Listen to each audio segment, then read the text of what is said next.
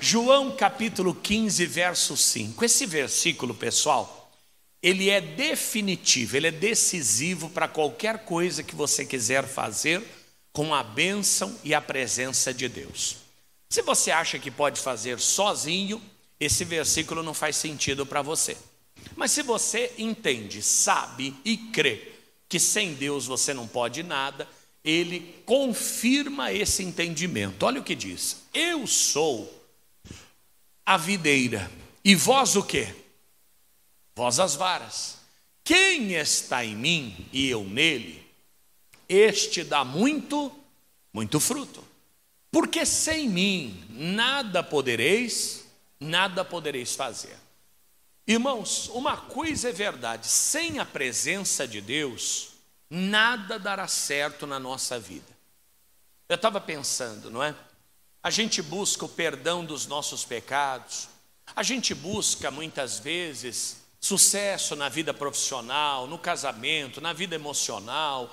A gente busca ter uma igreja bonita, congregar numa igreja agradável. A gente busca até entender mais a palavra. Mas uma coisa é verdade: sem a presença de Deus, nada disso faz sentido. Nem igreja, nem palavra, nem sucesso. Sem a presença de Deus, tudo perde o sentido e perde a razão. Eu lembro daquela pregação que eu trouxe aqui, talvez você se lembre, quando Moisés estava indo para a terra prometida e no meio do caminho o Senhor disse o quê? Eu não vou com vocês, para que eu não os consuma no meio do caminho. Você lembra qual foi a resposta de Moisés para ele? Senhor, se eu não tenho andado nos teus caminhos, me ensina a andar por eles. E outra coisa, se o Senhor não for conosco, né, resumindo a história, nem nos faça subir daqui. Você vê que Moisés, ele entendeu que até a terra prometida não teria sentido sem a presença de Deus. Até a terra prometida. Resumindo, se o Senhor não for, eu prefiro ficar no deserto. Eu quero estar onde o Senhor está. Irmãos, nós temos que ter essa consciência, às vezes nós não temos. Eu vi gente: pastor, é o seguinte, estou divorciando, para mim acabou, não dá mais. Teve um atendimento que a pessoa do nada me falou isso. E na unção de Deus eu falei assim, né, no popular, né, que eu sou um profeta do tempo atual. Deus me usa não no eis que te digo, Deus me usa no popular e atual. Eu disse assim: irmã, fala a verdade, tem boi na linha, né? Se fosse outro profeta mais formal, diria: eis que te digo, há um varão que está atrapalhando o seu relacionamento. Eu já fui direto e objetivo, falei: tem boi na linha, né? Não, pastor, não é isso, é que a gente não se ama mais. Falei: irmã, não dá mais para fugir. Fala a verdade, é melhor, você já chegou até aqui, então é melhor confessar.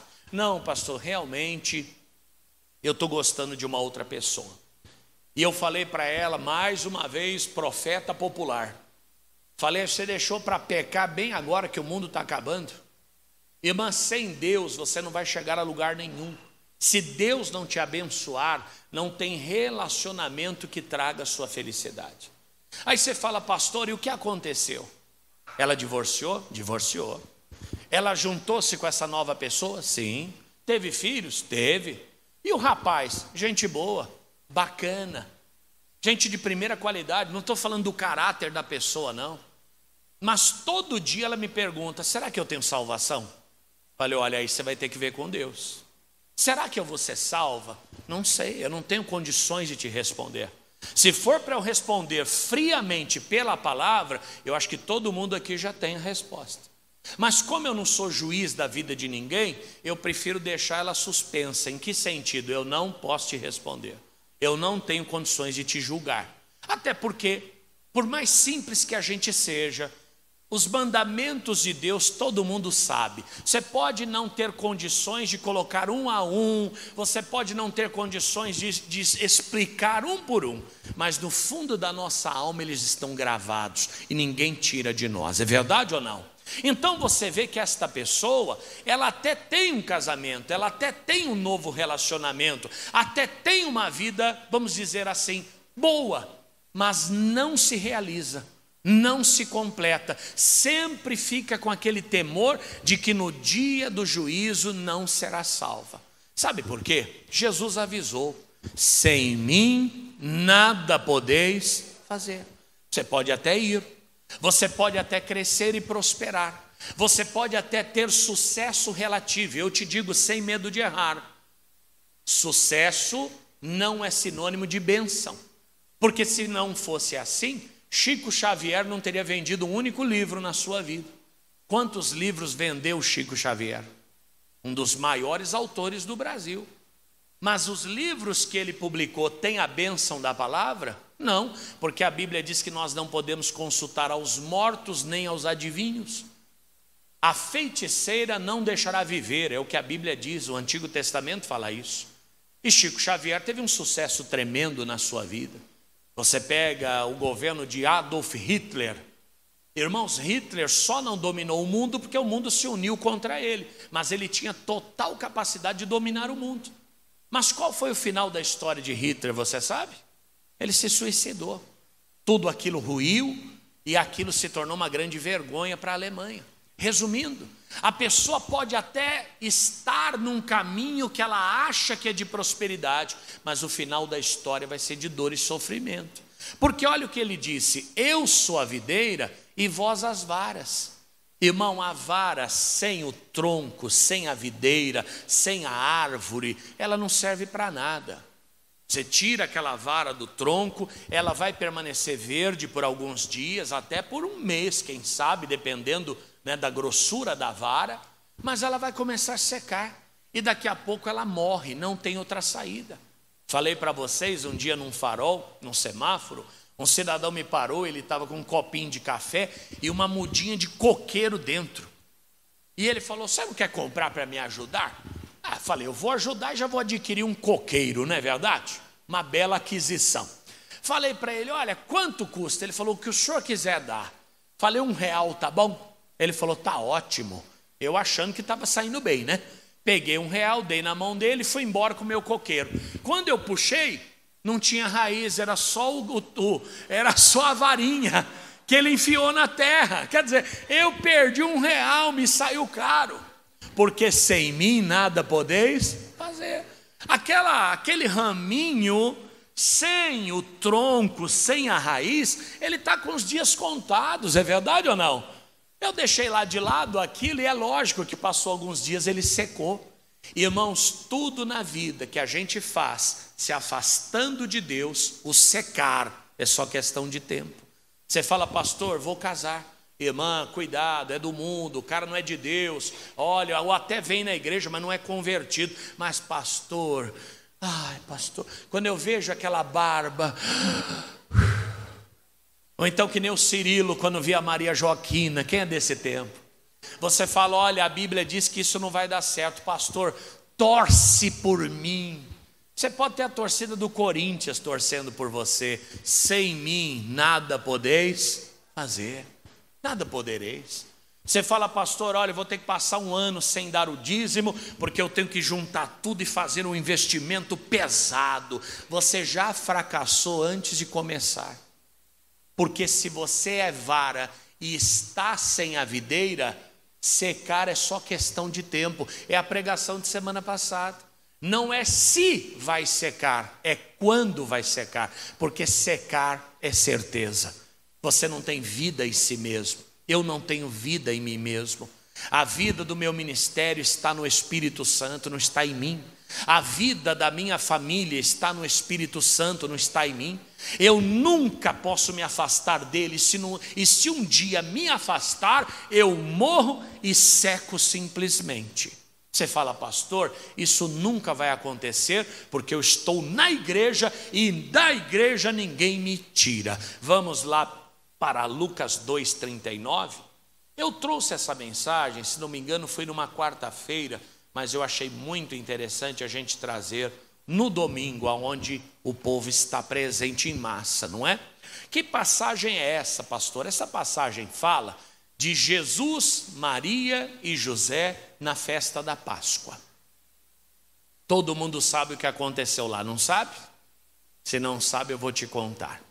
Primeira coisa que a gente tem que entender: a festa da Páscoa, ela não é uma festa exclusivamente cristã.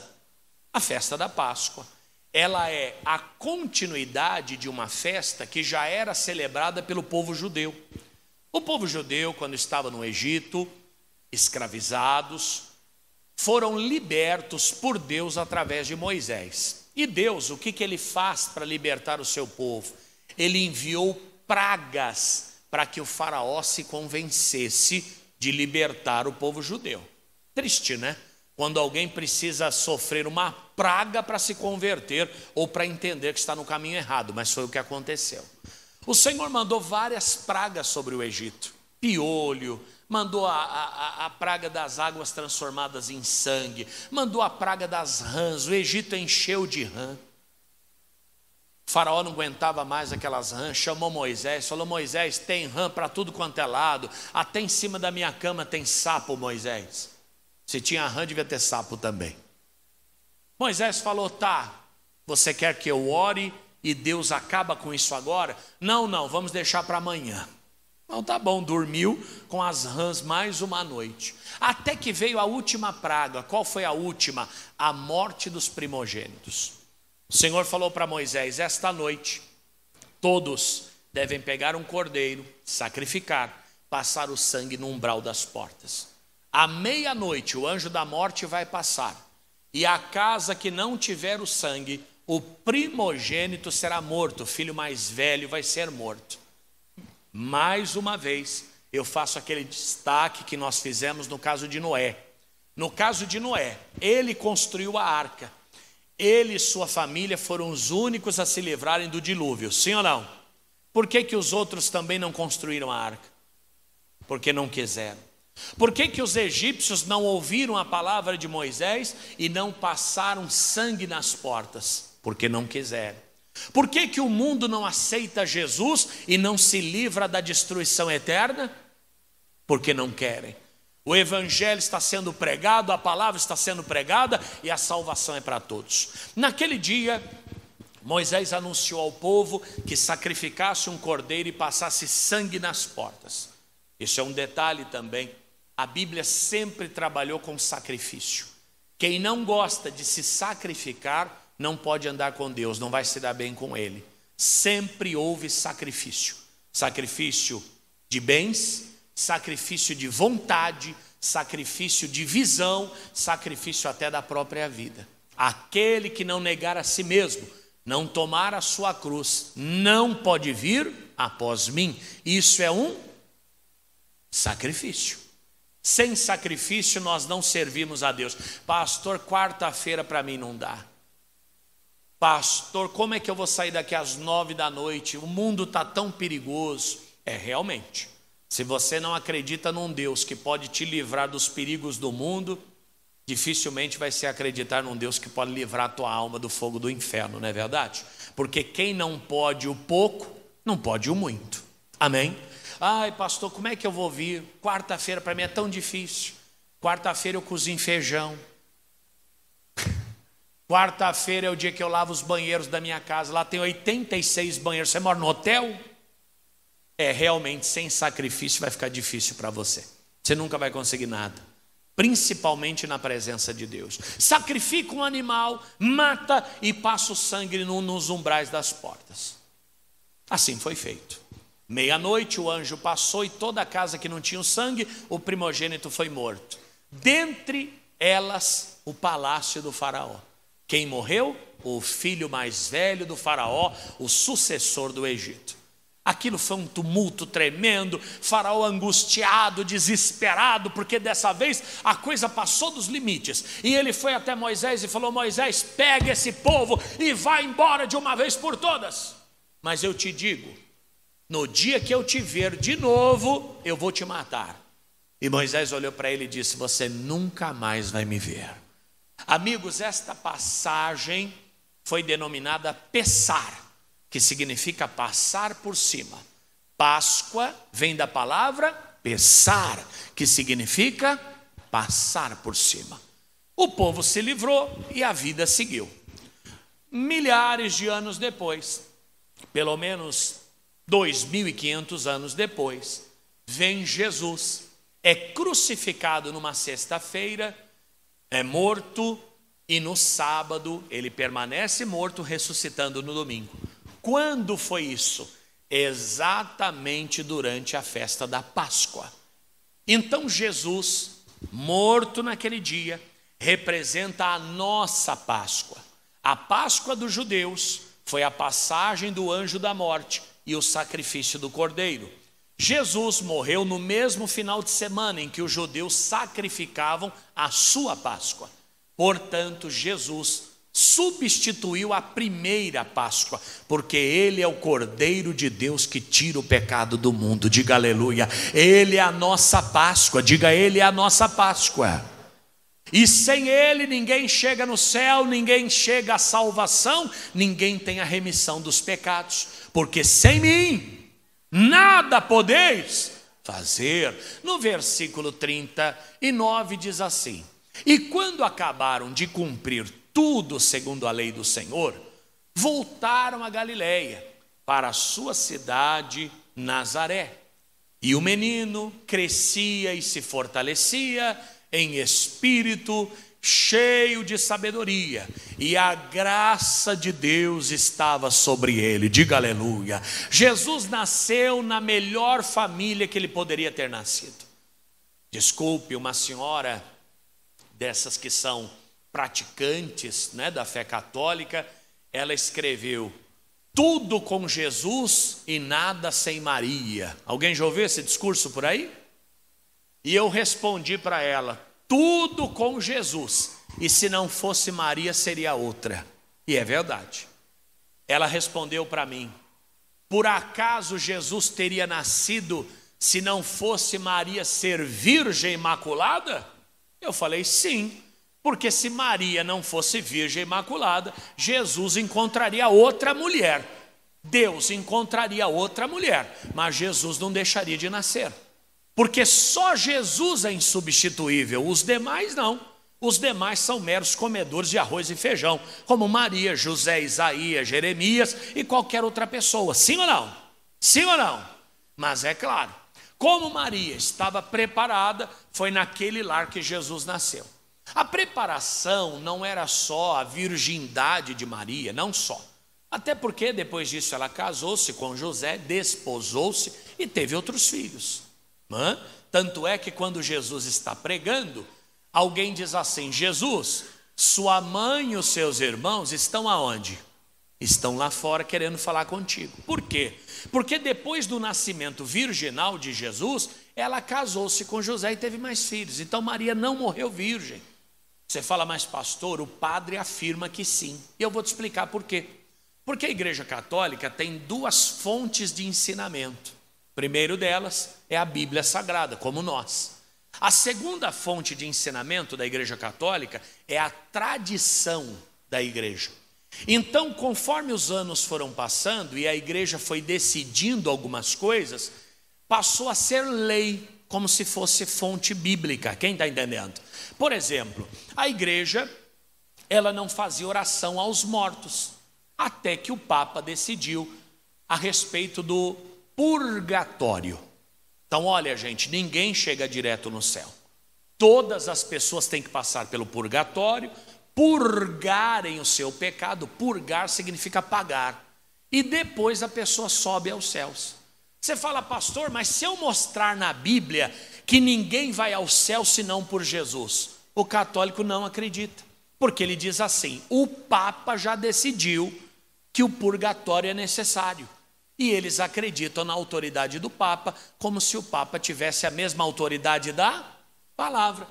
Por isso que você às vezes, eu não sei se, eu creio que você também, assim como eu, nós ficamos inconformados com alguns ensinamentos. Você fala assim: não é possível que o padre não saiba disso.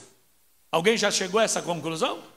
Mas por quê? Porque eles têm a palavra do Papa com o mesmo peso da palavra da Bíblia. Então não dá para convencer o católico, ele nunca vai aceitar o seu conselho, o seu ensinamento, a não ser aquele que realmente está com o coração aberto e queira aprender da palavra. Até porque nós cremos só em Deus e só na Bíblia. Diga aleluia. Esta é a fé verdadeira, porque não tem interferência. Maria, então, junto com José, foram a família perfeita para Jesus nascer. Não só porque ela era virgem, conforme a profecia, mas porque eles ensinaram o caminho para o menino.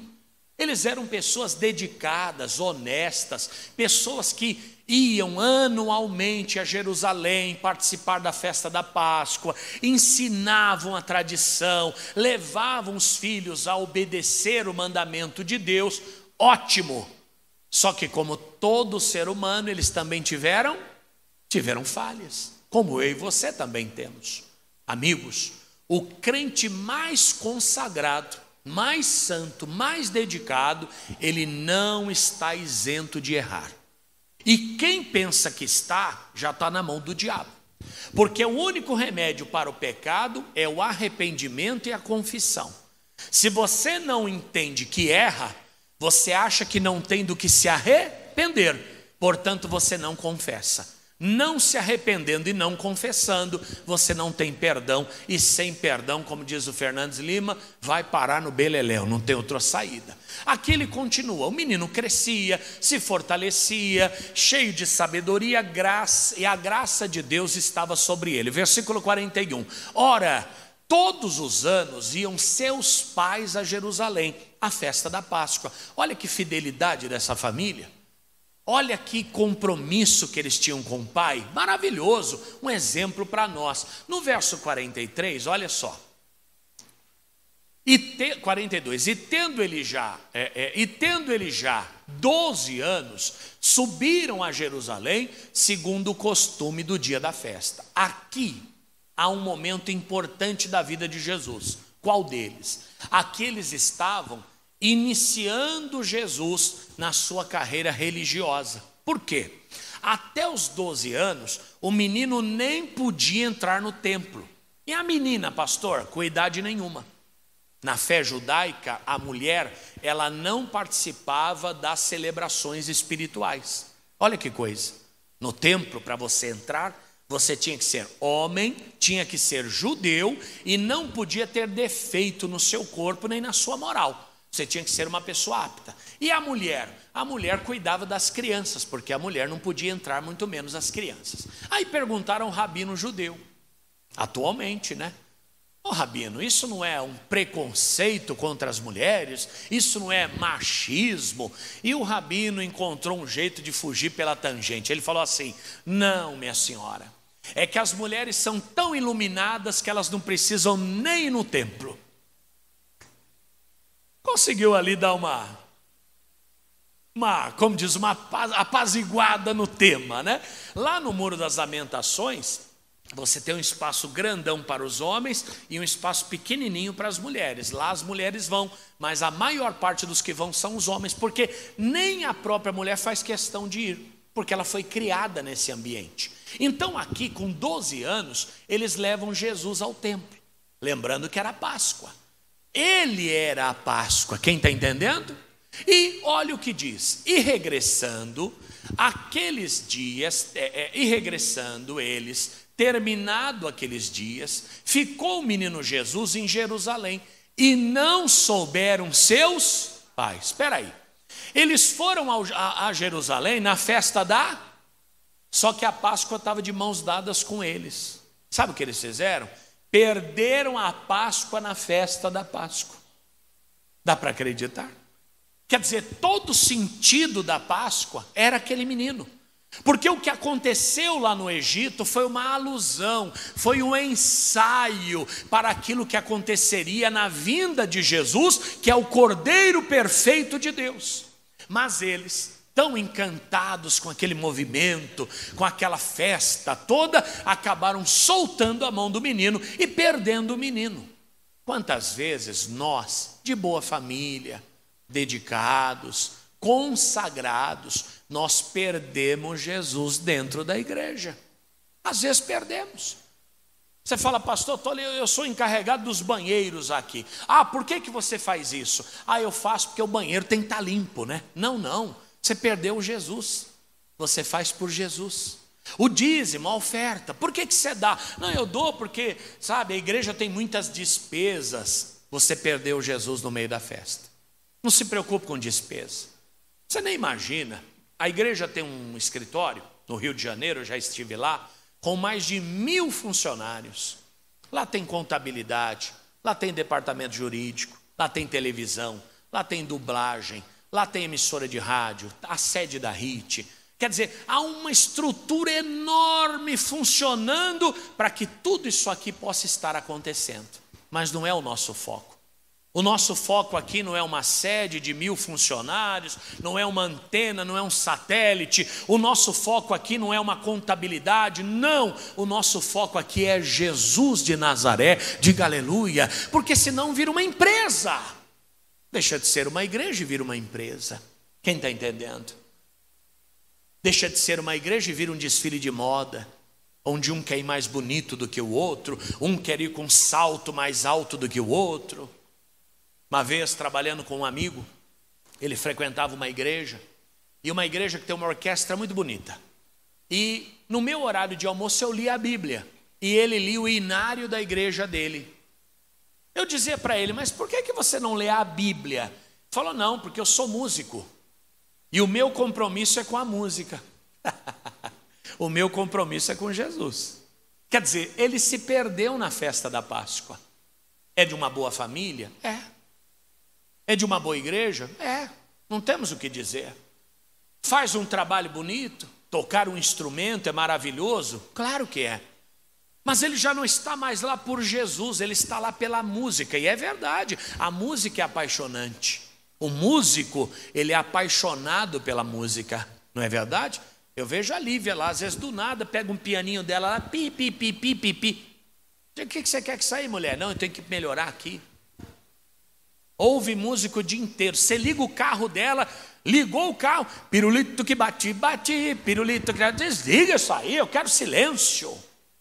O músico é apaixonado pela música, sim ou não? Mas ainda que seja apaixonado pela música, não pode deixar de ser apaixonado por Jesus, porque ainda com a música, sem mim nada podereis fazer. Talvez a faculdade que você está fazendo, você fala, pastor, eu estou encantado. Pastor, é a faculdade da minha vida. Pastor, é um assunto que eu sempre gostei demais. Eu vejo pelo direito, eu amo o direito, eu gosto do direito. Eu nasci para isso, além de ser um sacerdote de Deus. Só que eu não posso amar o direito mais do que a Jesus. Eu não posso amar o direito mais do que ao meu Senhor. Por quê? Porque senão a festa fica vazia. A festa da vida, a festa do chamado, do ministério. E digo a você, irmão, sem medo de errar, na advocacia, você é muito mais honrado e respeitado do que no ministério. Sem medo de errar, sem medo de errar. Aonde você chega, até na cadeia. Você vai visitar um preso, bom dia doutor, tudo bem? Só aceita um café, uma água? Na cadeia. Tem uma sala reservada só para advogado, com ar-condicionado, computador, suco, sabe aquelas maquininhas de suco que fica girando? Aquele suco amarelo, azul, verde, você escolhe a cor que você toma, que é tudo o mesmo gosto. Mas tem lá. Você fica aguardando numa sala, totalmente fora do ambiente da cadeia. É dentro da cadeia, mas é outro ambiente. Quando o preso já está lá no devido lugar, o agente vai até lá, doutor, o senhor pode me acompanhar? Você passa lá no detector de metais, aquele negócio todo. Irmão do céu, mas isso não é nada se Jesus não estiver na minha vida. Isso não vai me realizar, isso não vai me trazer sucesso, isso não vai me trazer paz, muito menos prosperidade. Mas quantas vezes, como dizia o poeta, não é? Tinha uma canção do Mundo, tem pecado não, que dizia, eu amava como amava o beija-flor. Quem foi que deu essa gemida aí? Como é que era? Eu amava como amava o beija-flor. Essa você não conhece, Priscila. Priscila nasceu falando em línguas. Mas é a parte que eu quero chegar. Qual que é a música aí? Eu amava como amava o beija-flor. Não, é essa parte que eu quero chegar, mas você está pulando, você está falando que nem eu. Eu amava como amava o beija-flor. E aí em cima, ninguém conhece a música, não? Ô Marcos, você que ouviu muito isso aí. O Marcos gostava de Fagner, Vando, essa turma toda. E essa é a parte que eu quero chegar. Que se encanta mais com a rede que com o mar. Às vezes é o cristão. Ele está mais encantado com a rede do que com o quê? Com o mar. Eu tenho um ministério, eu tenho um uniforme de obreiro. Isso não é nada. O Senhor que te chamou é muito maior do que tudo isso. Eu sou pastor de uma igreja, eu estou num púlpito, eu tenho um microfone, eu sou pastor de 20 pastores. E daí? Se eu perder o meu Senhor no meio de tudo isso, eu me torno num esqueleto. E dá um pouquinho de trabalho, mas me torno. Eu me torno no verdadeiro vale de ossos secos. Por que que o profeta Ezequiel encontrou aqueles ossos sequíssimos? Porque era Israel sem a presença de Deus. E quantos se tornaram num verdadeiro vale de ossos secos? Você fala, pastor, eu tenho teologia, pastor, eu sou pós-graduado, eu tenho PhD, eu estudei na Universidade Hebraica de Jerusalém. Mas sem Deus tudo isso é nada. Você pode ser a mãe de Jesus, o pai de Jesus, mas se perder Jesus na festa da Páscoa, você ficou sozinho. Aqui diz o texto, e regressando, terminados aqueles dias, ficou o menino Jesus em Jerusalém e não souberam seus pais. No verso 44, pensando, porém, eles que viria de companhia pelo caminho, andaram caminho de um dia e procuravam-no entre os parentes e o quê? Os conhecidos. Aqui é um sintoma de quem perdeu Jesus na festa. Você vê que eles, quando perceberam que o menino não estava mais ao lado deles, e às vezes acontece, alguém já perdeu criança no centro da cidade, no shopping, não é verdade? A Giovana sumiu uma vez, não foi, Lívia? Aonde? Em São Miguel Paulista, lá no meio do povão. Cadê a Giovana? Onde é que ela estava? Já está na barraca de comida. O camelô encontrou e segurou. Está ali a Giovana hoje, ó. Soubesse que ia me dar esse trabalho, tinha deixado lá no camelô. Não, estou brincando, isso é o amor da minha vida. Uma vez numa loja, eu entrei dentro de um cabideiro. Sabe aqueles cabides redondos, calçadinhos assim? Eu entrei dentro de um daquele. Fiquei lá. Minha mãe, Fatioli. E eu, Fatioli. Eu,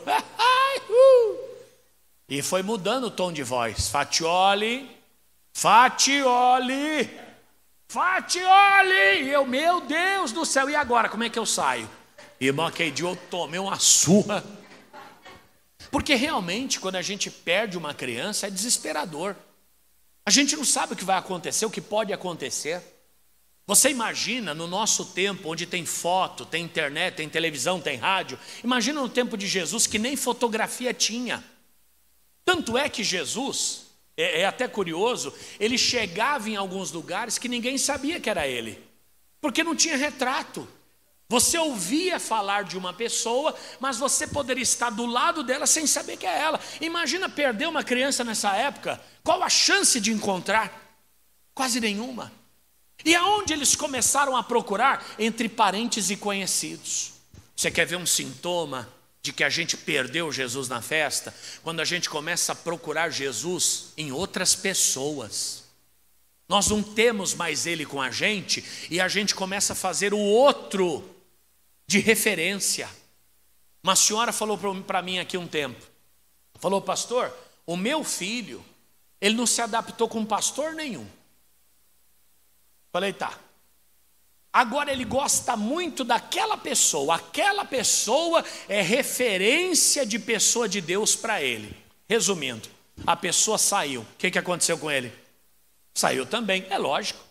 Ele não encontrou Jesus na festa. Onde é que ele procurava Jesus? Nas outras pessoas. Amigo, quando você começa a procurar Jesus nas outras pessoas, você corre um sério risco. Primeiro deles, nunca encontrá-lo. Porque Jesus não é o que o Fatioli tem para te dar. Eu não sou Jesus. Eu luto para ser o máximo parecido com ele, como o verdadeiro cristão que está aqui também faz. Como você faz. Mas quem sou eu diante dele? Eu estou muito longe. estou muito distante e não sei se consigo avançar tanto, ainda que eu me esforce. Porque Ele é Senhor, Ele é Deus, Ele é perfeito, Ele é maravilhoso, Ele é poderoso, Ele é grande. E eu sou o contrário de tudo isso. Eu sou um ser humano como você. Não tenho méritos nenhum. Dependo exclusivamente da graça de Deus. Então, quando a gente começa a procurar Jesus nas outras pessoas, primeiro é o sintoma de que nós perdemos Ele na festa. Eu gosto tanto desse pastor. Que bem. Ainda bem, graças a Deus, né? Porque você está num lugar onde você não gosta da pessoa que você tem que ouvir falar 40 minutos, deve ser uma tortura. Mas ninguém substitui Jesus na sua vida. Ninguém pode e nem poderá, ainda que queira. Aí você diz, mas pastor, eu conheço gente que não teve um encontro com Deus e vinha na igreja porque gostava do fulano, gostava do ciclano, gostava do beltrano. Pastor, tinha um irmãozinho aqui tão legal, aquela meninada gostava tanto dele. A Bíblia diz que pelo fruto a gente conhece o quê? Conhece a árvore. Eu faço uma pergunta a você: aonde estão essas pessoas hoje? Que aqui estavam por causa de alguém. Eu não sou crente não, mas eu vou lá porque eu gosto tanto daquele pastor. Cadê essa pessoa? Quando esse pastor vai embora, ela vai embora junto, ela não fica, não tem como ficar, porque ela perdeu o seu alicerce, ela perdeu a sua sustentação. Agora é claro, tem que haver, não é, o mínimo de identificação entre as pessoas. Eu tenho que amá-los, vocês precisam me amar, eu tenho que falar a linguagem de vocês. Não adianta um povo culto como o povo de Bauru chegar aqui, não pessoal, porque a Bíblia, o problema, você vai falar, meu Deus do céu.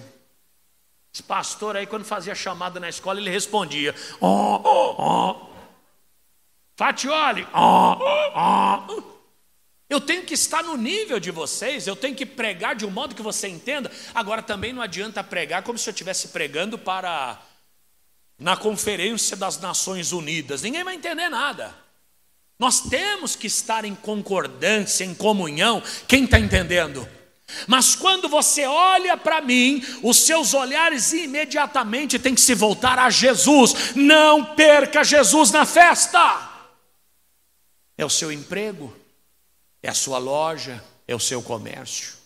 Prosperou tanto que você nem sabe mais onde Jesus está lá. Não se preocupa mais com os dízimos, com as ofertas. E quando a gente diz prosperar, tudo é muito relativo, não é? Uma irmã montou uma barraquinha de cachorro quente, não vendeu nada. Foi ao pastor e falou, pastor, faz uma oração por mim. Eu preciso vender, eu vendo cachorro quente. E o pastor orou. No outro dia ela vendeu um cachorro quente. Foi lá e falou, pastor, eu vendi só um. Eu preciso melhorar minha venda. O pastor foi e orou de novo. E no outro dia ela vendeu 2 cachorros quentes. E ela voltou e falou, pastor, a oração não está funcionando. Ele falou, como não? A senhora já cresceu em 100%. Porque quem vendeu um num dia, vendeu 2 no outro, cresceu quanto? 100%. Quando eu falo que você tem prosperado e muitas vezes tem perdido Jesus no meio da prosperidade, é alguém que diz, pastor, eu ganhava 1.000, hoje eu ganho 3. Você já cresceu em 200%. Você não pode perder Jesus no meio desse crescimento. Você não pode perder Jesus. Pastor, comprei um apartamento na praia. A praia é o sonho de todo bauruense, não é? Também um calor desse, a praia podia chegar até aqui, né, gente? E a pessoa compra um apartamento na praia, Deus realiza o sonho e acaba perdendo Jesus no meio dessa festa. É o Natal. Quem gosta de comemorar Natal? Eu gosto. Tudo que envolve família, gente, risadagem, comideira. Quem gosta de risadagem e comideira aí? Então você é dos meus, viu? Me convida que eu vou lá. Mas aí você vê gente comemorando o Natal bebendo cachaça. Jesus nasceu, a champanhe. Perdeu Jesus. Perdeu Jesus, porque ele está comemorando o nascimento de alguém que reprova tudo aquilo que ele está fazendo. Perdeu Jesus.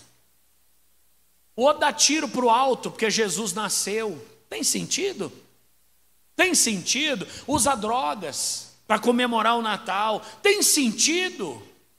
Mas e o crente também, que não vem na igreja porque é Natal? Vamos ter o culto de Natal. Mas eu não posso. Eu vou deixar o pernil no fogo? Deixa esse inferno desse pernil e vem servir o dono da festa, porque sem ele não existe Natal, é só comideira. Natal é Jesus. Diga para a pessoa ao teu lado: Natal é Jesus. Veja como boas famílias perdem Jesus no meio da festa. E muitas vezes estamos nesse passo. Pessoas que estão na liderança de um ministério, às vezes são tiradas, nunca mais voltam na igreja. Resumindo, o motivo delas nunca foi Jesus, mas foi o cargo, foi a posição, foi o aplauso. Alguém que é criticado, que é censurado, que é chamado a atenção, e ela vai embora. Por quê? Porque ela perdeu Jesus no meio da festa, simples assim. Procurava entre os parentes. Isso é o pior que pode acontecer. Você vê que todas essas cadeiras estão voltadas para uma só direção. Para onde, gente? Para o altar, porque é para cá que você tem que olhar.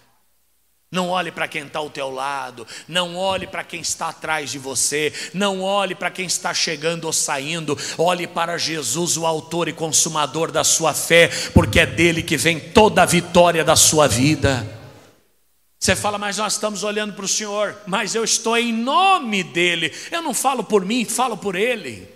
E falo em nome dele. Aí diz, versículo 44: e como não o encontrassem, voltaram a Jerusalém em busca deles. Isso aí, em busca dele, é um ato de nobreza. Quando eu estou num caminho e eu não estou encontrando aquilo que eu precisava encontrar, o que me resta? Voltar ao caminho. Ou voltar pelo caminho. Alguém aqui já perdeu chave, documento, carteira? Já perdeu? O que você faz? Você volta, você refaz o caminho. Quantas vezes perdemos a fé, a esperança, a boa vontade, e a gente não volta pelo mesmo caminho? É a quarta-feira. Talvez você se converteu por uma quarta-feira qualquer. Alguém te convidou, campanha da rosa, campanha da roupa, da unção, da fotografia, do mural, campanha das águas do Rio Jordão, e você chegou até aqui pela quarta-feira, abandonou a quarta-feira, porque não volta por ela. Fala: pastor, mas eu estou tão fraco, eu estou desanimado. Então você tem que comer. O que você tem que comer? A palavra. Tem que comer a revelação de Deus para a sua vida e retornar pelo caminho. Você fala: pastor, o meu casamento desgastou, eu não aguento mais olhar para a cara daquele homem, para a cara daquela mulher. O que você tem que fazer? Retorna pelo mesmo caminho. Qual era a felicidade de vocês quando tudo ia bem? Não, pastor, a nossa felicidade era subir numa moto e viajar. Cadê a moto? Vendeu, compra essa moto de novo. Vai andar de moto, coloca essa véia numa moto, vai ser feliz. Você fala: não, pastor, nós vendemos a moto, hoje a gente não sai para lugar nenhum, eu sento na cadeira de balanço, ela senta na outra, e a gente fica na varanda cuidando da vida dos outros. Por isso que está dando tudo errado. Pastor, eu bebia muita água, minha saúde ia bem, parei de beber água. O que você tem que fazer? Volta a beber água. Pastor, eu era dizimista, prosperava, parei de prosperar. Volta a ser dizimista. E não é amanhã, não, é hoje. Pastor, era tão animado na igreja, participava de tudo. E hoje? Não estou participando de nada. Então você tem que voltar pelo caminho. Voltaram pelo caminho. A única maneira de reencontrar o que a gente perdeu é voltando pelo mesmo caminho. Diga comigo: voltar pelo mesmo caminho. Qual é o nome do irmão violeiro? Esqueci o nome do meu amigo. Ercílio, Virgílio, Emídio, Elísio. Quem gosta do Elísio cantando aqui? Quanto tempo faz que vocês não viram ele cantar? Por que ele não cantava? Hoje ele voltou pelo mesmo caminho, vai recomeçar a cantar, para abençoar o povo. Ele e a dupla dele lá, cadê o irmão? O Ângelo Santiago. Tem que juntar os dois, tem que cantar. Cadê o grupo de jovem? Pedi para o pastor Valdir, faz a ministração aos jovens. Ele fez, tirou a foto, 6 pessoas. Irmão, posso falar uma coisa? Se você não mandar seus filhos para cá, os amigos dele não serão da igreja, serão do mundo. E é lá que estarão as programações, os encontros, as diversões. Se você não mandar o seu filho para cá, ele inevitavelmente vai fazer amigos, mas não aqui. Ele vai fazer em outros lugares. E a gente não sabe o que tem lá fora. Aliás, a gente sabe, né? Então manda para cá. Sábado, qual o horário do culto de jovens? 18 horas. Manda para cá. Ai, mãe, mas eu não conheço ninguém. Vá lá que você vai conhecer. Ah, mãe, mas vá lá, meu filho, uma vez pelo menos. Chega aqui em turma, faz amizade. Aqui vai ser a vida deles. Tem que voltar pelo mesmo caminho. E quando eles voltaram, olha o que diz o versículo 47. Vá lá. E a 46. E aconteceu. Não, volta lá. E aconteceu que passados 3 dias o acharam no templo, assentado no meio dos doutores, ouvindo e o quê? Interrogando. Você vê que a festa era da Páscoa, a festa era do Cordeiro, mas não evitou que o Cordeiro se perdesse. É só não vigiar que o Cordeiro se perde.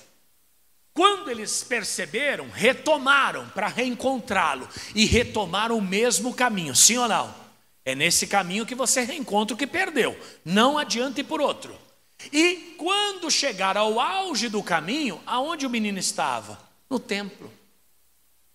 Amigo, a tua solução está aqui, não está em outro lugar. É no templo. Jesus estava no templo. Eu posso falar sem medo de errar. Jesus estava no templo. Jesus está no templo e sempre estará no templo. Mas quantas vezes a gente busca Jesus em outros lugares?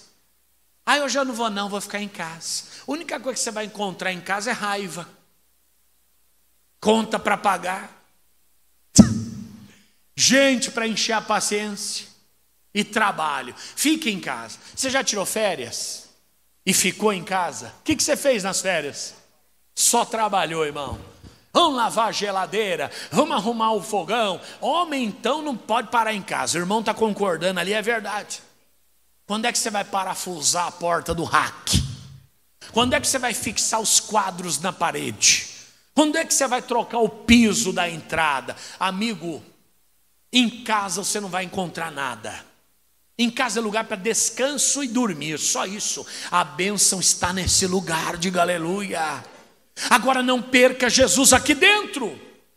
Cola nele, olha para ele, ama ele, sirva a ele. Não, pastor, eu vou encontrar paz no meu trabalho. Não vai encontrar. Você vai encontrar prosperidade no seu trabalho. Não, pastor, eu vou encontrar salvação no meu casamento. Não vai. Você vai encontrar realização no casamento. Pastor, eu vou encontrar felicidade na minha casa. Não vai. Você vai encontrar descanso na sua casa. Porque prosperidade é no trabalho, descanso é em casa, realização é no casamento, mas salvação é só em Cristo Jesus. Não adianta buscar em outro lugar. Tudo é bênção, tudo me é lícito, mas nem tudo me convém, porque Cristo é o centro de todas as coisas, e sem mim nada podereis fazer, ele já avisou. Não perca, se perdeu, procure no lugar certo, é onde você vai encontrar. Pastor, quarta-feira eu estou tão desanimado, vem para cá que você vai se animar. O Espírito Santo vai colocar fogo na sua vida. Uma vez por mês nós temos a reunião da prosperidade. Vem para cá, o Senhor vai incendiar a tua vida financeira. Domingo é dia do Espírito Santo, vem para cá, o Espírito vai avivar o teu ser e você nunca mais vai ser o mesmo. Agora não adianta buscar em outros lugares. Sem mim nada podereis fazer. Vamos aplaudir Jesus. Coloque-se de pé, por gentileza.